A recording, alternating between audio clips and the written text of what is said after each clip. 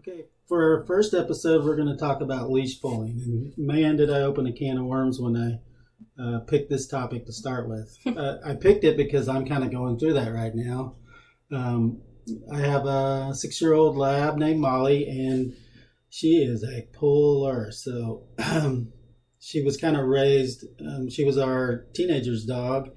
And I tell him, kind of let him walk, make her train her to walk beside you and not pull on the leash. Well, when he did walk her, it was all holds barred. Kind of, she got to do whatever she wanted, and pretty much she was raised to do whatever she wants. And we're trying to trim that back because she still thinks she's the alpha of the entire house, I think.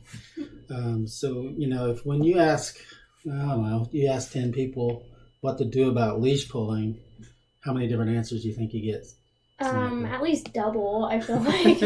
Everybody has a couple. There's a lot of opinions. There's a lot of different ways to do it, for sure. And we're going to go through some of those and what our experience with them has been and kind of what to do about it. So what I'm currently doing, I'm going through it as we speak.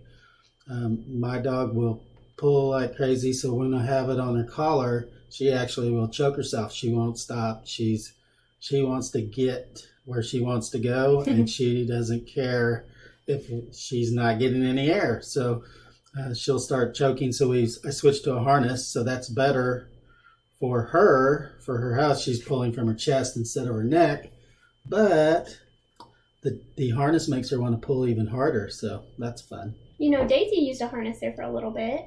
Did it work? No, she pulled a lot. Yeah, there's a term for that. Do you know what it is? Oppositional reflex. Really? So certain breeds, maybe all of them, I don't know, when they feel something pulling on them, their response is to pull even harder. Huh. So that explains why she does so much better off of a leash than on. For sure. And Molly's the same way. I want to be a responsible dog owner, so if I'm out in public, I can't just have her following me off leash, because if she sees another dog, she wants to go say hi, or a squirrel. A squirrel for sure. Rabbits. I have not done a good enough. I've seen people that can actually get dogs to leave it and stop. I want to get to that point, but I'm definitely not there. I've seen a dog do that. That was really cool. Yeah. We're learning, and we're not experts for sure. Yeah. So, and this is for busy people that maybe don't have as much time to train. We're just some ideas on things you can do to help, for sure. I'm going through the patient process of actually, that you can use choke collars, you can use prong collars. There's healthy collars, which attaches to their nose. But I'm actually going through the process of training Molly to walk beside me. And how I'm doing it is anytime she pulls, I stop. And the first time, we got about a block away because she's so trained. I mean, she's the one that goes where she wants, when she wants to. Mm-hmm. And I just said no more and just drew a line in the sand. And I resigned myself to say, okay, if we only get a block, that's okay. We're retraining her to do the right thing. So it was definitely slow going. And I've been doing that about 2 weeks now. And we're finally just beginning to see some fruit from that, in that she's not happy about it, but she will come back to my side. And it may only be for 20 seconds before she's reached the end of the leash again, but I just stopped. And we finally made it about 8 blocks, where before we were barely making it a block. Mm-hmm. So I see progress. It's slow going. She's very stubborn. That's big, though. Stubborn I feel baby. Like the payoff is going to be awesome. Yeah, eventually. And I'm not judging anybody that uses the collars. It's just, my thought was, we go out and do lots of different stuff in public. We go to the lake, and if I forget the certain collar that she's been trained on to stop pulling, if I forget it or lose it, and I just grab a leash and a collar, I want her to be able to keep the slack out of the leash without any aids. Yeah. And that's just my personal preference. And I make the time to train them and spend some time with them. So I'm okay with that, but I'm okay with collars as well. I mean, if you need them, you need them. Yeah. And so you've recently used the prong collar? Yeah, I've used the prong collar, and the first time I used it, first time Daisy pulled, she immediately stopped and was like, I don't know what this is. Yeah. And she doesn't pull on it anymore, which is great. But like when we went to the river, I didn't use the spiky collar thing.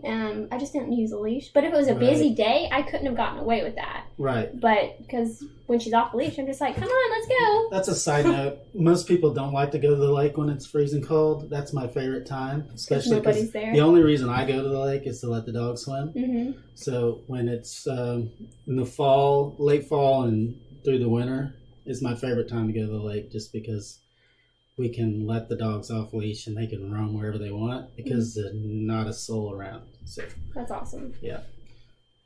And let's see what else. We talked about oppositional reflex. We'll give you a lot of great links and some things that we did when we researched this. Some different podcasts that I listened to about how to train a dog to stop pulling. That's where I'm kind of using this method that I'm using, and it helps to have some treats in your pocket. Just FYI. It always helps to have treats in your pocket. So have you seen those halty collars? Have you had any experience with those? Okay, so it loops over their nose, or their snout, and it attaches back into the collar. And so when they pull, it drops their head down. It pulls their head down towards the ground. So apparently dogs don't like that too much. So certain people swear by it, and other people say their dog's stubborn enough where their nose is grinding on the ground. So then they can pull more. Yep. Yeah. And so I have a feeling with my particular instance that Molly would be that dog. She's just a stubborn puppy. Definitely. Yeah. So does anybody else out there have stubborn dogs? I bet you there's a few of you. Okay, another when I was at the dog park, somebody mentioned this, and it looks like a pretty good system. I haven't tried it yet. I may be. If I get frustrated or this doesn't produce anything, I may try this. It's called the Don Sullivan training system, and it's comes with DVDs, and it looks really, really. It's not just for leash pulling; it's for overall training. But it actually comes with a collar. And it's similar to the prong collar, but they're smaller spikes and they're made of plastic. Okay. And you can adjust. They have different lengths. It's almost like a chain that you can, if you have a bigger dog or a smaller dog. You can adjust the length of the things? Yeah. Cool. And I don't think we've actually introduced our puppies yet. Did we do that? I don't think we have. Okay, let's do that. So you want to go first? Yeah. Okay. So I have a border collie. Her name is Daisy. She's so fun. She is super fun. She's she's crazy. We call her Crazy Daisy a lot. She loves playing and running, and she really likes lights.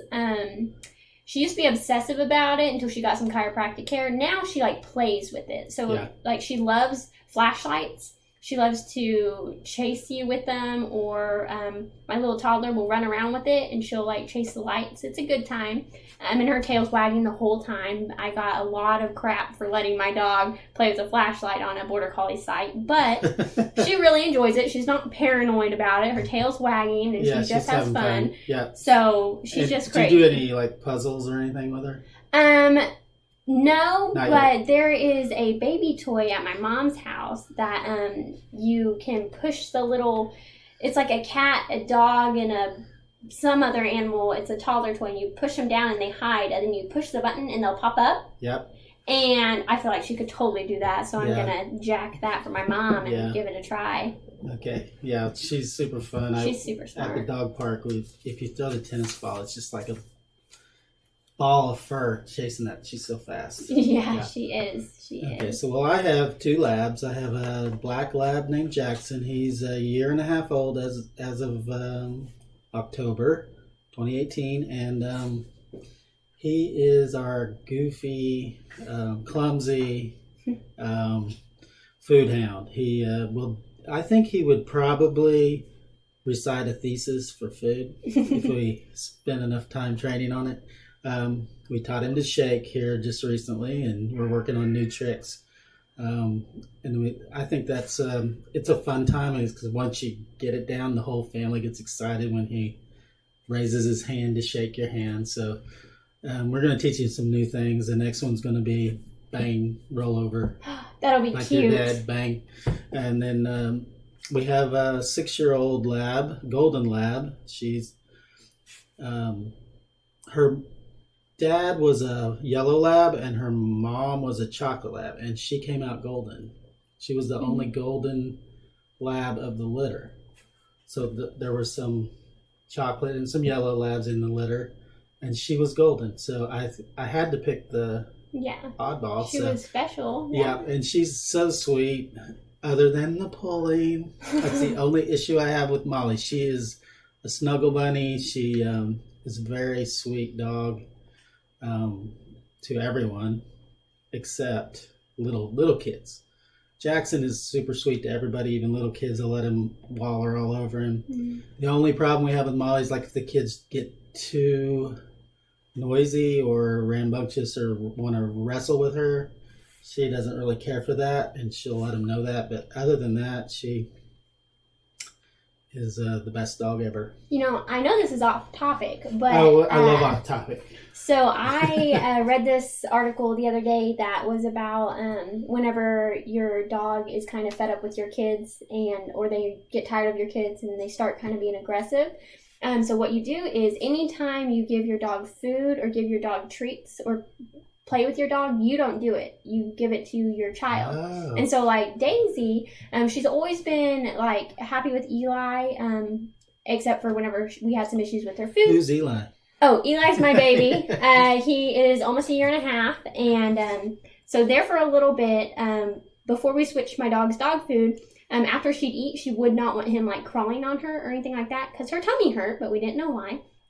And then now after we switched her food, he can fall all over her and it's a good time. But the article I read said that whenever your dog has an issue with your kid, then anytime she wants to play, you give the ball to your child and have the child throw it. And like initiate playing, and all the treats come from the kids, all the food comes from the kids. And then the dog will be like, oh, this little human is going to feed me and play with me. And that makes sense. All positive bonds. Yeah. So it's pretty cool. Yeah. So did we solve any problems about pulling? I think the thing is that every dog's an individual. I think we're determining that there's not a right answer to this. No. In that you just got to kind of figure out what's best. I know that's probably not what you wanted to hear.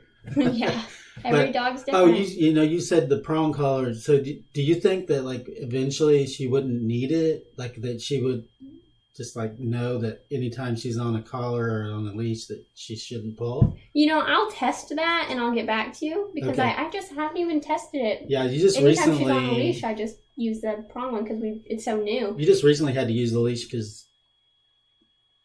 But majority of the time she's off leash. Yeah, majority of the time, even when we come to when we go to the chiropractor, she just, hey, come on, Daisy, let's go, and she just follows me. Yeah. And just does whatever. So. I mean, she doesn't. Yeah, she's really smart. She just hangs right by you. Yeah. And then, when we met at the dog park, you just let her out of the car and we walked to the dog park. Yeah, she's like, okay, let's go play. So, but if we go to the dog park at a busy time, apparently the other dog parents don't like that. Oh, they don't like it? Okay. Yeah, they want your dog on a leash if they are outside of that pen. Yeah. Okay. Yeah. So we just don't go at busy times. Okay, anything else? I think we're going to have another episode about leash pulling once I get further along in this process, and then Sammy's going to check in with us about the prong collar and how it's going with Daisy. Yep. Anything else? No. We're looking forward to the next episode and getting this ball rolling and getting more topics. So we're just going to pick a topic ever so often, and we'll research it, have any articles, research articles. There's a lot of stuff. I love to read about that so that you don't have to. Yeah, there you go. Awesome. All right. See you next time. See ya.